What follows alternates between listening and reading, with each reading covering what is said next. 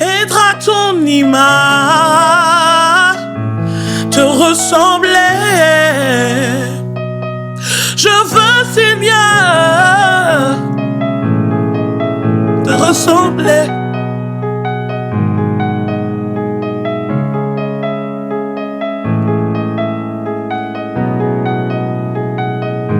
Je veux, Seigneur.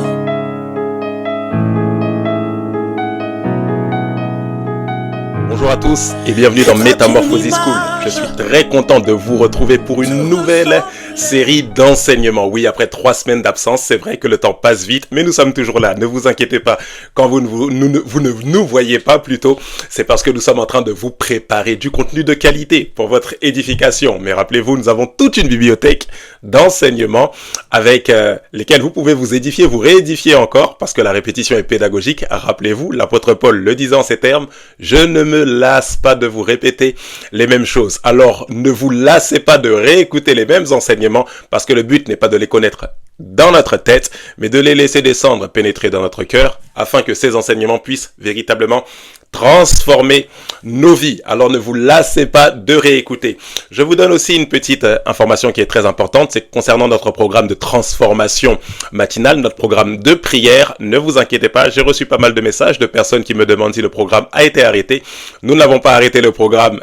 Soyez-en sûrs, nous sommes tout simplement en train de réorganiser notre page, notre chaîne YouTube afin d'apporter une meilleure organisation et nous sommes en train de préparer d'ailleurs du contenu de prière. Donc ce programme n'a pas été arrêté, il sera tout simplement modifié et réajusté pour qu'il y ait à la fois plus de clarté en ce qui concerne notre chaîne YouTube, mais également pour mieux vous édifier. Donc très prochainement, un petit peu de patience. Je sais que beaucoup attendent ce programme-là aussi. Un peu de patience et vous retrouverez les vidéos de transformation de prière, notre programme de prière. Donc ça ne sera plus transformation matinale. Vous verrez, nous aurons très prochainement des infos à ce sujet-là. Un petit peu de patience. Ceci dit, cette semaine, nous reprenons avec notre école du pardon. C'est le thème de cette semaine. Waouh! Qu'est-ce qu'il n'y a pas à dire sur le pardon? Il y a tellement de choses à dire, tellement de choses à comprendre surtout. La vie chrétienne est basée sur le pardon. C'est Dieu qui nous a pardonné. Vous le savez comme moi. Et en réalité, nous ne pouvons pas vivre notre vie chrétienne comme il se doit si nous n'avons pas une bonne compréhension de cette notion de pardon. C'est ce que nous allons essayer de débattre tout au long de cette semaine. Et je prie que le Seigneur nous accorde de la sagesse et de l'intelligence spirituelle afin de saisir la portée et la puissance de cette thématique. Ce n'est pas juste une thématique, mais c'est véritablement une instruction divine qui peut révolutionner notre existence tout entière. Quand vous savez vivre dans le pardon, c'est-à-dire à la fois savoir le recevoir, mais également savoir l'accorder, alors vous vivez une vie qui est totalement libérée. Lorsque vous n'arrivez pas à pardonner, je me permets d'empiéter déjà sur les autres jours, lorsque vous ne parvenez pas à vivre dans le pardon, d'abord à recevoir le pardon, et ensuite à vivre dans un pardon où vous-même vous pardonnez les autres, vous enchaînez ou vous limitez votre vie au passé qui vous a blessé. C'est comme si vous arrêtez votre futur en fonction de ce qui s'est passé dans le passé. Mais lorsque vous réussissez à pardonner, en fait, vous brisez les chaînes des blessures passées. Vous brisez les chaînes de ce que vous avez vécu avant et vous permettez à votre destinée de franchir le cap. Votre destinée, c'est vous. Vous vous permettez à vous-même de franchir le cap des étapes suivantes en ce qui concerne l'accomplissement des desseins de Dieu pour votre vie. Je ne vais pas aller plus loin. Nous allons rentrer directement dans le vif du sujet. Mais avant, bien évidemment, nous allons prendre le temps de remettre ces instants entre les mains du Seigneur. Alors incline la tête avec moi et rendons simplement grâce à Dieu. Père de grâce, nous te disons merci, nous bénissons ton nom, nous te rendons toute la gloire et l'honneur qui t'est dû. Tout au long de cette semaine, Père, tu vas nous faire grâce de recevoir des enseignements. Alors nous te disons merci également pour cela. Inspire nos cœurs, inspire nos paroles, inspire nos pensées, dirige-nous conformément à ta volonté. Donne-nous de recevoir l'instruction qui nous emmènera à vivre une vie de pardon. D'avance, Père, nous te rendons toute la gloire pour tout ce qui se fera durant cette semaine. Nous bénissons ton nom, nous te disons merci. Dans le nom précieux et glorieux de Jésus-Christ, nous t'avons prié. Que quelqu'un dise Amen. Avant de poursuivre, on prend le temps de partager la vidéo sur tous les réseaux sociaux, X, Trend, Facebook, Instagram, Snap, TikTok, partout, parce que je sais que cette vidéo édifiera forcément une personne dans ton entourage.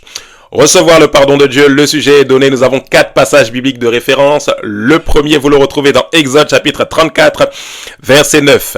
La Bible dit ceci, il dit, Seigneur, si j'ai trouvé grâce à tes yeux, que le Seigneur marche au milieu de nous. Car c'est un peuple au cou raide. Pardonne nos iniquités et nos péchés et prends-nous pour ta possession. Ésaïe chapitre 53 verset 11, la Bible dit ceci, à cause du travail de son âme, il rassasiera ses regards. Par sa connaissance, mon serviteur juste justifiera beaucoup d'hommes et il se chargera de leurs iniquités. Luc chapitre 7 verset 44 jusqu'au verset 50, la Bible dit ceci, puis il se tourna vers la femme et dit à Simon, je suis dans la version Parole de vie 2017, tu vois cette femme, je suis entré dans ta maison et tu ne m'as pas versé d'eau sur les pieds, mais elle m'a mouillé les pieds avec ses larmes et elle les a essuyés avec ses cheveux. Tu ne m'as pas embrassé, mais elle, depuis qu'elle est entrée, elle m'embrasse sans cesse les pieds. Tu n'as pas versé de parfum sur ma tête, mais elle a versé du parfum sur mes pieds. C'est pourquoi je te dis une chose, ses nombreux péchés sont pardonnés et c'est pour cela qu'elle a montré beaucoup d'amour. Mais celui à qui on pardonne peu, montre peu d'amour. Et Jésus dit à la femme, tes péchés sont pardonnés. Ceux qui mangent avec lui se mettent à penser qui est cet homme. Il ose même pardonner les péchés. Mais Jésus dit à la femme, ta foi t'a sauvée, va en paix. Dernier passage biblique de référence, Matthieu chapitre 22 verset 37 jusqu'au verset 40. Jésus lui dit, tu aimeras le Seigneur ton Dieu de tout ton cœur, de toute ton âme et de toute ta pensée. C'est le premier et le plus grand commandement. Et voici le second qui lui est semblable. Tu aimeras ton prochain comme toi-même. De ces deux commandements dépendent toute la loi et les prophètes. Nous sommes dans la version Louis II classique 1910. Alors la première mention de cette idée de pardon ou de pardonner, vous la retrouvez bien évidemment dans Exode chapitre 34, le verset 9, dans le contexte où Moïse doit réécrire les tables de loi. Vous le savez comme moi, Moïse avait cassé les tables de loi et le Seigneur lui demande de réécrire ces tables de loi sur lesquelles était écrite la loi de Dieu. Et Moïse ici fait cette demande au Seigneur, sachant la dureté de la nation d'Israël, il demande à la fois pardon pour les iniquités de du peuple qu'il était sur lequel il était leader. Moïse exerçait le leadership sur le peuple d'Israël, il était le prophète du peuple d'Israël et il demande au Seigneur de marcher avec le peuple d'Israël et il lui dit pardonne-nous, pardonne nos iniquités et nos péchés. C'est là où vous retrouvez la première mention de ce mot salah, donc de l'hébreu salah, qui signifie pardonner. Donc vous l'écrivez C-A-L-A-C-H, mais ça se prononce salah. Donc c'est de l'hébreu. Pardonnez-moi pour la prononciation pour les érudits hébreux de la langue hébraïque. Donc je ne suis pas un expert, hein, voilà, mais je me dois de vous donner certaines notions pour que voilà nous puissions comprendre. Rappelez-vous, dans les règles d'herméneutique, il est toujours important lorsque nous étudions une idée d'aller à là où l'idée a été mentionnée pour la première fois, ce qu'on appelle la loi de la première mention. Ceci dit, en ce qui concerne le pardon, nous devons remonter beaucoup plus loin.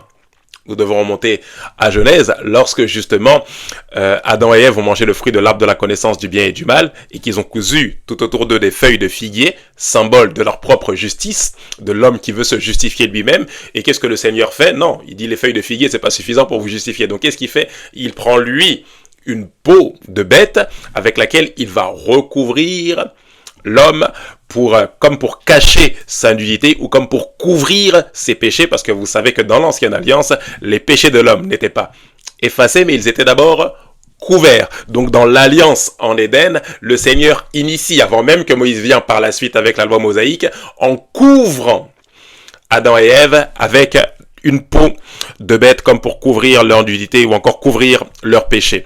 Alors vous devez comprendre une chose ici, et nous allons rentrer directement maintenant dans le vif du sujet. C'est notre premier point. Il y a une corrélation entre la conscience que vous avez que Dieu vous pardonne et la relation que vous avez avec les hommes.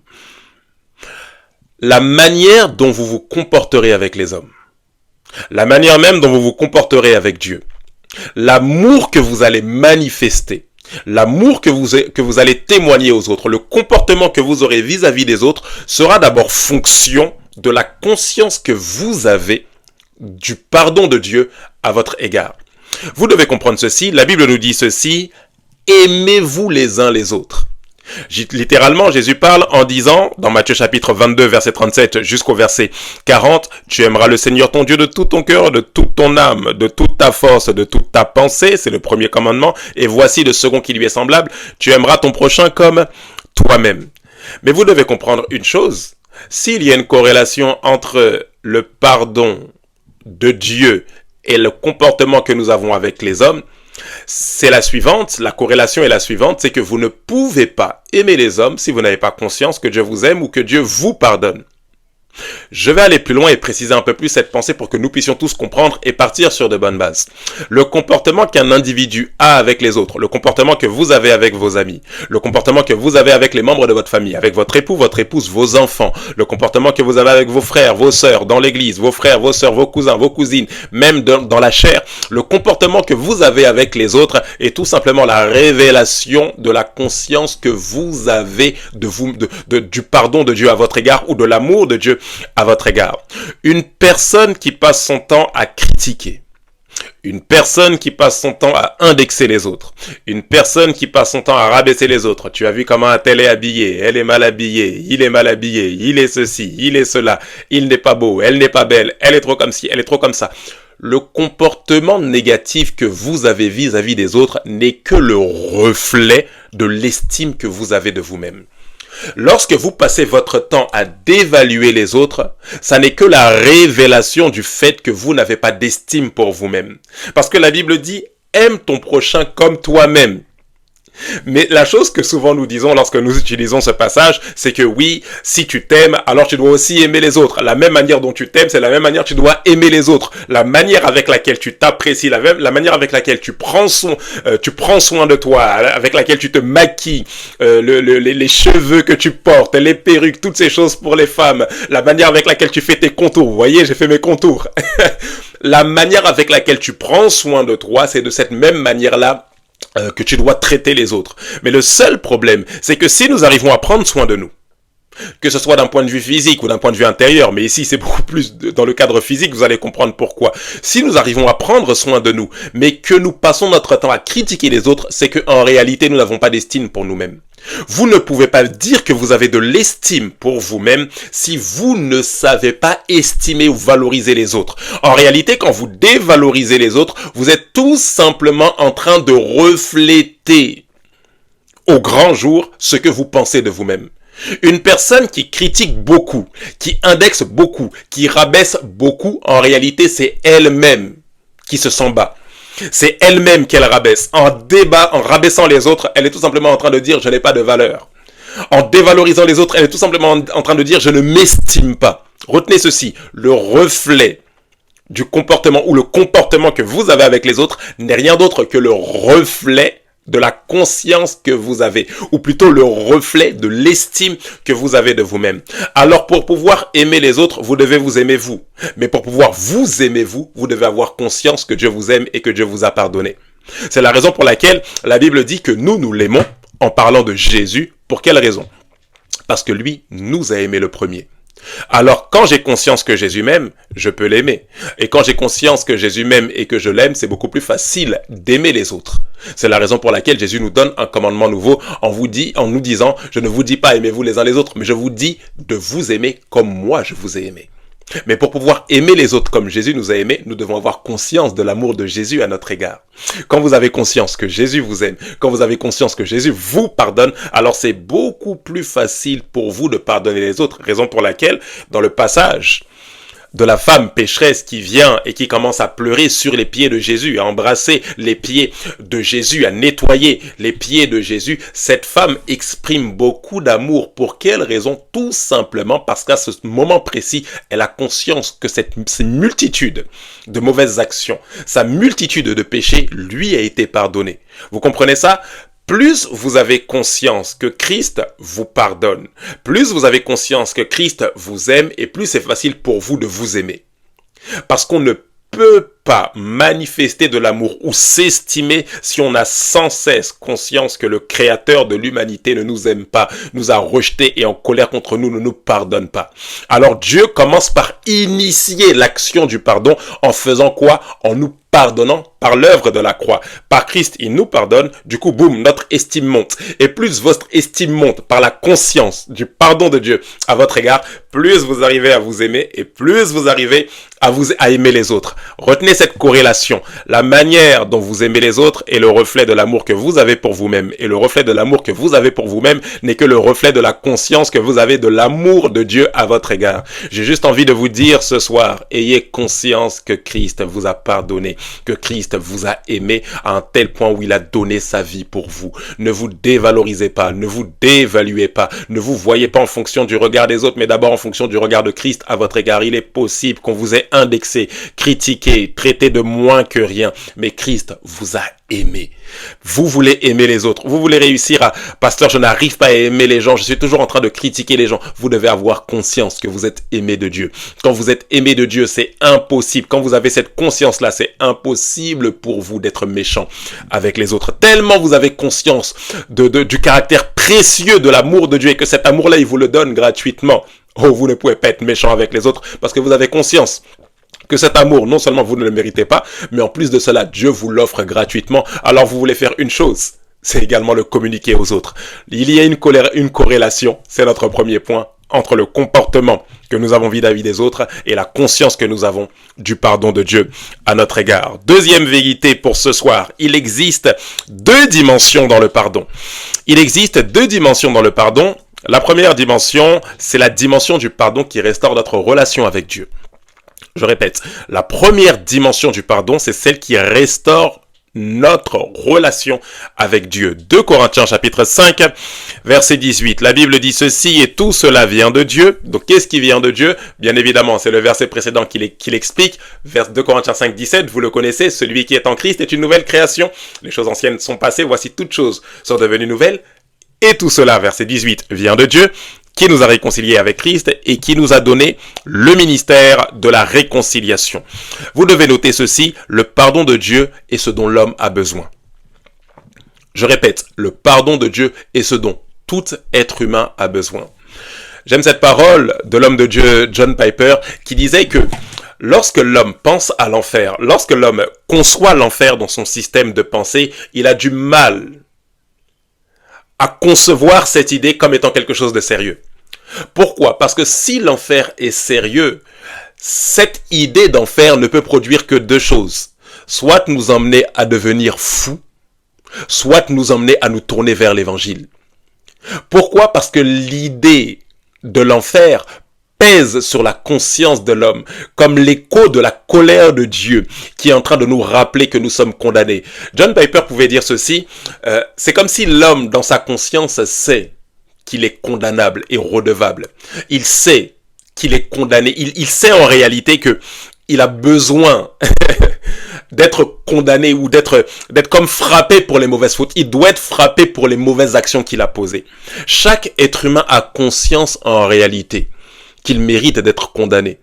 Et l'écho de la colère de Dieu résonne dans le cœur de l'homme.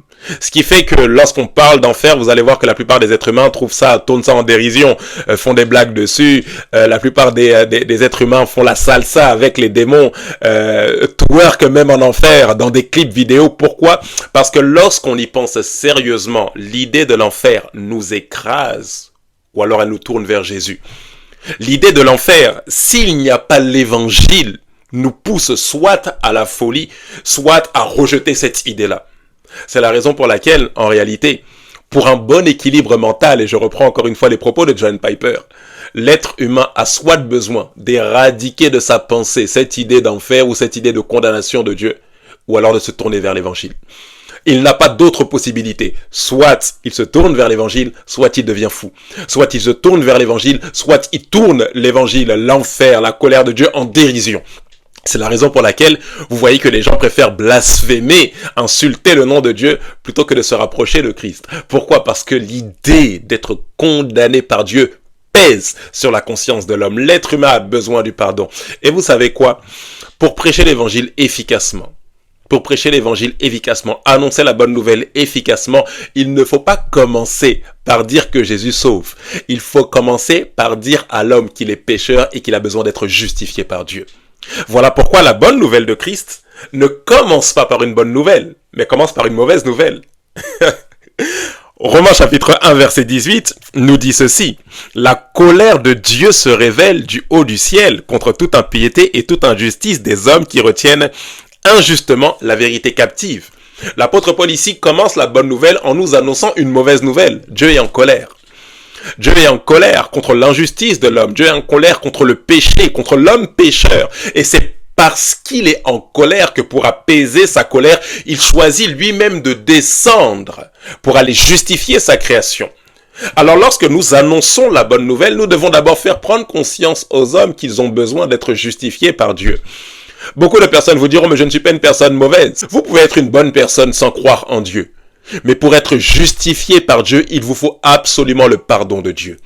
Alors ici, je ne vous demande pas si vous êtes une bonne personne. Ici, je ne vous demande pas si vous êtes une personne qui ne commet pas trop d'erreurs dans sa vie. Je vous demande, est-ce que vous êtes justifié par Dieu? Parce que la justice de Dieu, cette capacité à se tenir devant Dieu sans que Dieu puisse nous faire aucun reproche, nécessite la sainteté de Dieu. Pour être juste selon Dieu, je dois être saint comme Dieu. Et pour être saint comme Dieu, Christ doit faire écran pour moi. Alors j'ai une question pour vous en cet après-midi ou en cette soirée. Est-ce que Jésus-Christ vous a justifié? Est-ce que vous avez reçu Jésus comme Sauveur et Seigneur? Il est le seul qui peut faire de vous non pas une bonne personne, non. Une bonne personne, vous pouvez l'être sans forcément être chrétien. Parce que le bon est fonction de ma culture, de ce en quoi je crois, de mes valeurs ou des valeurs des personnes qui sont dans mon environnement. Mais la justice de Dieu, la justice parfaite qui nous permet en tant que créatures créées à l'image de Dieu, de nous tenir dans la présence de Dieu, de nous tenir devant Dieu sans qu'il puisse nous faire aucun reproche. Cette justice-là qui enlève l'écho de la colère de Dieu dans la conscience de tout être humain, quel qu'il soit, qui sait, même lorsqu'il approche de la mort, il sait, il sent qu'il y a comme quelque chose qui pèse sur lui. Cette chose qui pèse sur lui aussi longtemps qu'il n'a pas accepté Christ, c'est l'écho de la colère de Dieu. Alors est-ce que cet écho de la colère de Dieu s'est effacé de votre conscience par l'œuvre de Christ, ou est-ce que vous entendez encore dans votre conscience résonner comme un écho de colère qui est comme en train de vous écraser au point où vous avez envie de vous cacher, de cacher comme votre nudité à l'image d'Adam et Ève dans le jardin d'Éden? J'ai envie de vous dire, Dieu ne veut pas que vous vous cachiez. Dieu veut enlever votre iniquité gratuitement. Et de quelle manière? Par l'œuvre de la croix, vous avez simplement besoin de le recevoir par la foi. La deuxième dimension du pardon de Dieu, c'est le pardon qui restaure notre communion. Donc on a vu le pardon qui restaure notre relation, et ce pardon qui restaure notre relation nécessite que nous nous approchions de l'œuvre de la croix, que nous acceptions Jésus-Christ comme Sauveur et Seigneur tout simplement. Mais la deuxième dimension de ce pardon de Dieu, c'est le fait que le pardon de Dieu restaure à la fois notre relation, mais il restaure aussi notre communion. Alors pour recevoir le pardon de Dieu qui restaure notre communion, qu'est-ce que vous devez faire? Vous devez tout simplement marcher selon la foi.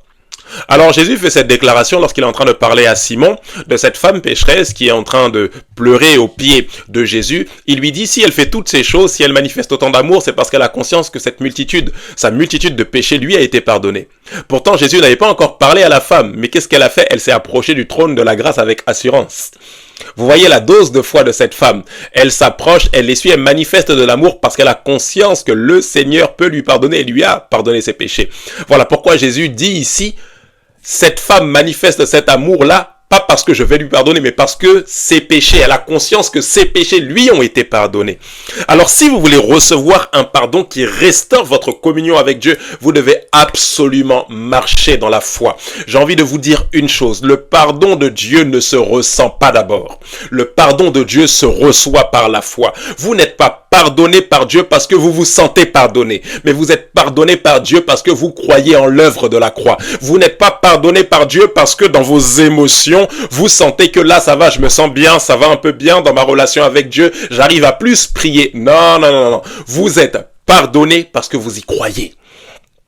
Vous êtes pardonné, que dis-je, parce que vous croyez en l'œuvre de Christ. Ce qui vous donne la capacité de vous approcher du trône de la grâce avec assurance, c'est parce que quelqu'un vous a fait grâce. Et ce quelqu'un, c'est Christ par son œuvre. Je le répète, vous ne vous sentez pas pardonné, mais vous croyez au pardon de Dieu par la foi. Oh oui, vous devez arrêter de vous infliger un châtiment qui vous pousse à vous auto-condamner. Je vous l'ai déjà dit dans une série d'enseignements, quelle que soit la dose de punition que vous vous auto-infligez, ça ne sera jamais suffisant pour apaiser votre conscience. Pourquoi? Parce que l'écho de la colère de Dieu dans votre conscience ne peut être qu'apaisé par l'œuvre de la croix, par un sacrifice suffisamment puissant. Pas pour couvrir, mais pour effacer littéralement vos iniquités. Alors lorsque vous avez péché, vous devez non pas essayer de purifier votre conscience pour mieux vous sentir, mais vous devez pointer du doigt l'œuvre de la croix et répéter: c'est mon paiement. Il est vrai que j'ai commis une erreur hier, parfois même des erreurs graves, mais l'œuvre de la croix est mon paiement. Je refuse de m'auto-condamner. Vous savez que l'autocondamnation est une forme d'orgueil. Parce qu'en réalité, en vous auto-condamnant, vous cherchez comme un moyen par vous-même, sans Christ, à l'image d'Adam et Ève encore, de pouvoir effacer ou de pouvoir couvrir vos péchés. Voilà, de faire les choses par vous-même. Et la Bible dit que toute notre justice aux yeux de Dieu est comme un vêtement taché de sang. En réalité, j'ai besoin de la justice de Dieu pour me justifier devant Dieu. Je ne peux pas m'auto-justifier, mais Dieu lui-même peut me justifier. Celui qui n'a point connu le péché, il l'a fait devenir péché pour nous afin que nous devenions en lui justice de Dieu. Vous êtes la justice de Dieu en Jésus-Christ. Vous devez recevoir ce pardon par la foi et libérer votre conscience de la condamnation, de l'écho de la condamnation qui vous rappelle: mais tu as vu ce que tu as fait hier, des avortements, des abus, toutes ces choses-là, vous avez été pardonné. Tu as vu ce que tu as fait hier, regarde comment tu t'es marié, tu as fini par divorcer. Non, il y a des personnes qui n'arrivent pas à se pardonner un divorce. Oh oui, je ne suis pas en train de justifier le divorce, mais je dis tout simplement que le fait de vous auto-condamner ne changera rien. Vous devez accepter que Dieu vous pardonne, non pas en fonction de vos bonnes actions. La femme n'a pas été pardonnée, la femme pécheresse n'a pas été pardonnée parce qu'elle avait des bonnes actions. Non, elle a été pardonnée parce qu'elle croyait. Elle croyait en son cœur qu'en s'approchant de Jésus, le pardon lui était assuré. Alors Jésus lui dit: va en paix, tu as été exaucé, ta foi t'a sauvé. Vous devez croire au pardon de Dieu par la foi. Et je termine avec ce point pour ce soir. Et nous aurons terminé notre session d'enseignement pour aujourd'hui. La repentance doit être associée à la confession des péchés si vous voulez vivre avec une conscience pure. Je répète, la repentance doit être associée à la confession si vous voulez vivre avec une conscience pure. Vous devez comprendre ceci, il existe une différence entre reconnaître ses erreurs et changer ses voies. Et bien souvent, nous avons tendance à nous demander pourquoi notre conscience pèse autant, et ce n'est pas parce que Dieu ne nous a pas pardonné. Ce n'est même pas parce que nous n'avons pas demandé pardon à Dieu. Parce que la Bible dit que si nous confessons nos péchés, il est fidèle et juste pour nous pardonner et nous purifier de toute iniquité. 1 Jean 1, verset 9. Mais vous allez voir que reconnaître nos erreurs est quelque chose de très bien, c'est quelque chose de très très important. Mais reconnaître nos erreurs pour avoir une conscience purifiée, pour avoir de l'assurance dans la présence de Dieu, est quelque chose de bien mais de pas suffisant. Reconnaître ses erreurs, c'est quoi? C'est confesser ses péchés, du grec homologeo. Et ce grec homologeo signifie dire exactement la même chose que Dieu. Voilà pourquoi la Bible dit que celui qui dit qu'il n'a point de péché, il fait Dieu menteur. En d'autres termes, quand Dieu pointe du doigt une de nos mauvaises actions et que nous disons: ouais, non, c'est pas un péché, nous faisons de Dieu un menteur. Mais confesser ses péchés, c'est dire: oui, je reconnais que ça est mauvais parce que Dieu dit que ça est mauvais et j'ai mal fait. Mais confesser ses péchés n'est que la première étape. Pour avoir une conscience pure et avoir de l'assurance dans la présence de Dieu, vous ne devez pas juste confesser vos péchés, mais vous devez vous repentir, c'est-à-dire changer vos mauvaises voies. La repentance a deux volets, rappelez-vous: changement de mentalité, de système de pensée et changement de direction. Si je dois encore reformuler, un changement de mentalité qui produit automatiquement un changement de direction. Ça veut dire que le Seigneur souffle à votre pensée, que ce que vous êtes en train de faire n'est pas la bonne chose à faire. Vous acceptez la pensée de Christ, automatiquement vous vous détournez de vos mauvaises voies. C'est ce détournement de vos mauvaises voies qui vous pousse à avoir de l'assurance dans la présence de Dieu. Pourquoi? Parce que votre communion est restaurée. Comment la communion avec une personne se restaure? Mais c'est parce que vous faites ce qui est conforme aux valeurs de la personne. Mais Dieu peut vous pardonner 1001 fois. Dieu peut vous pardonner 7 fois, 70 fois. Mais si vous continuez dans vos mauvaises voies, vous ne serez pas à l'aise. Pourquoi? Parce que Dieu vous rappellera sans cesse que ce n'est pas quelque chose qui lui est agréable, que ce comportement, cette impudicité, cette masturbation, ce film pornographique que tu regardes sans cesse, cet adultère, ce mensonge, cette cigarette, cet alcool que tu consommes à outrance, ce n'est pas ma volonté. Ça résonne résonnera sans cesse dans votre conscience, pas parce que Dieu vous condamne, mais parce que Dieu veut que vous changiez. Ça résonnera sans cesse dans votre conscience, ces critiques, ces calomnies, ça résonnera sans cesse dans votre conscience. Dieu vous dira, laisse tomber ces critiques, arrête de te mettre en colère, arrête de critiquer, arrête d'injurier. Ça résonnera dans votre conscience, pas parce que Dieu est en train de vous condamner, mais parce que Dieu veut que vous changiez vos voies. Pourquoi? Parce qu'il veut que vous soyez à son image. Et pour que la communion avec lui, la communication soit fluide, vous devez partager les mêmes valeurs. Il est très difficile d'être intime avec une personne avec laquelle nous ne partageons pas les mêmes valeurs. Et Dieu veut que nous puissions partager ces valeurs. C'est la raison pour laquelle il nous rappelle toujours, mon fils, repens-toi. Il ne dit pas, mon fils, confesse-toi. Mais mon fils, ma fille, repens-toi, change tes voies, change de direction. Vous avez entendu ça? Changement de mentalité qui engendre un changement de direction. Le Seigneur souffle à votre conscience par son esprit ce que vous devez changer, comment vous devez vous détourner de vos mauvaises voies dans le seul but que vous vous tourniez vers lui et que la communion soit restaurée et que vous soyez à l'aise dans sa présence. Il est possible que votre relation avec Christ soit pure ou soit au beau fixe. Pourquoi? Parce que Christ vous a justifié.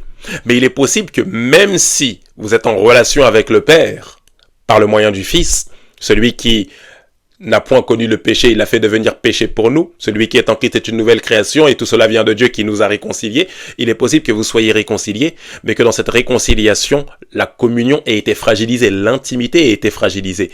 Et pour que cette intimité fragilisée soit réparée, rétablie, restaurée, votre part, c'est à la fois de dire la même chose que Dieu dit. Dieu appelle péché, vous devez appeler ça aussi péché, mais vous devez également vous repentir, c'est-à-dire arrêter ce qui rend votre conscience impure, ce qui souille votre conscience ou ce qui rend votre communion avec Dieu difficile. Ça veut dire changer vos voies, ça veut dire littéralement changer de direction et changer de système de pensée. J'ai une question pour vous ce soir, alors que nous sommes en train de clôturer. Est-ce que vous avez reçu le pardon de Dieu? Est-ce que vous avez reçu ce pardon qui, à la fois, vous réconcilie, mais ce pardon qui vous fait grandir dans une communion véritable avec Dieu?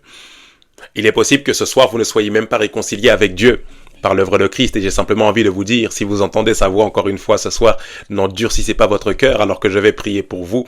Je vais simplement vous dire d'ouvrir votre cœur à Dieu et de laisser Jésus rentrer dans votre vie. Il est possible que jusqu'à présent, vous pensiez que vous étiez une personne qui n'était pas trop mal, même si vous aviez quelques défauts, mais le Seigneur ne veut pas que nous ne soyons pas trop mal. Le Seigneur veut que nous soyons littéralement justifiés, et il est le seul qui puisse nous justifier. Deuxièmement, il est possible que vous soyez justifiés par Christ, mais que votre conscience a été comme souillée à cause d'un style de vie que vous aviez commencé à cultiver, d'un péché que vous aviez commencé à pratiquer, et le Seigneur veut vous restaurer ce soir dans la communion. Il vous dit tout simplement abandonnez vos mauvaises voies, et il vous donne, et je prie que tout au long de cette semaine, le Seigneur vous donne la capacité. Il y a une puissance dans le pardon. Quand vous avez conscience que Dieu vous a pardonné, ça vous libère de la culpabilité, et la libération de la culpabilité brise l'enchaînement du péché. Là où vous étiez enchaîné, je vois le Seigneur par son pardon, juste par son pardon, briser les chaînes qui vous maintenaient captives dans cette addiction. Est-ce qu'on peut juste incliner la tête et prier pendant quelques secondes? Excellent Père de grâce et d'amour, merci pour tous mes frères et sœurs qui sont présents et qui regardent ou regarderont cette vidéo. Père de grâce, je prie pour ceux qui désirent te recevoir comme Sauveur et Seigneur. Je prie que tu pardonnes les péchés, que tu pardonnes les iniquités, que tu fasses rentrer ton esprit dans le cœur de tout un chacun et que tu répandes ton amour. Je prie que tu fasses de toutes ces personnes qui veulent te recevoir des nouvelles créatures et que toutes choses anciennes passent et que toutes choses deviennent nouvelles dans leur vie. Père de grâce, je prie que ton salut rentre dans plusieurs maisons, rentre dans plusieurs vies maintenant, au nom de Jésus. Merci pour mon frère et pour ma sœur également que tu pardonnes. À qui tu pardonnes, Seigneur, ses péchés, ses iniquités, toutes ses souillures. Oh, j'entends le Seigneur me parler d'inceste. Le Seigneur pardonne ça. Là où il y a eu de l'inceste qui a été commis entre frères et sœurs, cousins, cousines, le Seigneur pardonne. Je ressens comme le manteau de compassion de Dieu. Le Seigneur pardonne ça ce soir. Pardonne, ne marche pas avec culpabilité, mais relève-toi simplement et sors de ces mauvaises voies. Le Seigneur pardonne tous tes péchés, toutes tes souillures, toutes tes iniquités. Reviens simplement à lui.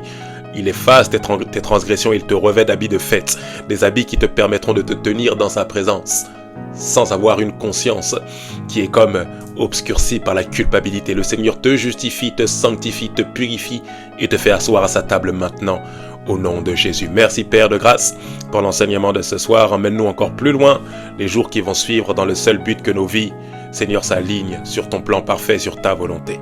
Nous te disons merci Père et nous te rendons toute la gloire dans le nom de Jésus-Christ. Nous t'avons prié. Que quelqu'un dise Amen, Amen, Amen. Très bonne soirée à vous. Dieu vous bénisse. On se donne rendez-vous demain pour la suite de cette merveilleuse série.